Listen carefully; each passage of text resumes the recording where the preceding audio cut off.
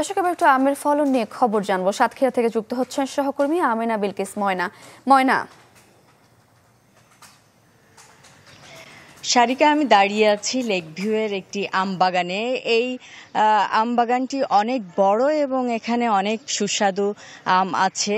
আমাদের সাতক্ষীরা জেলা সাগর নিকটবর্তী হয়, কিন্তু এই জেলার আম বেশি সুস্বাদু এবং সাতক্ষীরা জানেন যে সবার আগে আমের মুকুল আসে এবং আম সবার আগেই পাড়া যায়, বাজারে নেওয়া যায়। তো এবার হচ্ছে জেলা প্রশাসন এবং কৃষি বিভাগ মিলে তারা আম ক্যালেন্ডার দিয়েছেন। এই আম ক্যালেন্ডার অনুযায়ী কিন্তু এবার আম পাড়া হবে। আমি একটু দেখাতে চাচ্ছি কি ধরনের আম হয়েছে। এবার হচ্ছে কিন্তু 20 মে থেকে আম ভাঙা হবে।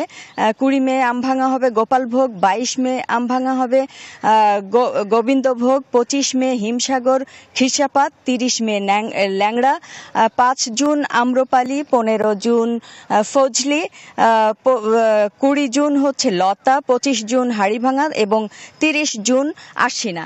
এবং এবার কিন্তু উৎপাদন অনেক বেশি হয়েছে। কৃষি বিভাগের লক্ষ্যমাত্রা 63,000 মেট্রিক টন এবং চাষাবাদ হয়েছে 4,135 হেক্টর জমিতে। তো এবার কিন্তু আমের ফলন অনেক। কৃষি বিভাগ মনে করছেন অন্যান্য বছরের মতো এবারও কিন্তু আম ইউরোপ এবং এশিয়ার বিভিন্ন গুরুত্বপূর্ণ বিপণী বিতানগুলোতে পাঠানো সম্ভব হবে। এই ছিল সাতক্ষীরার আমের ফলনের সর্বশেষ। সারিকা। ময়না, ধন্যবাদ আপনাকে। ঢালাইয়ের সেরা প্রিমিয়ার সিমেন্ট।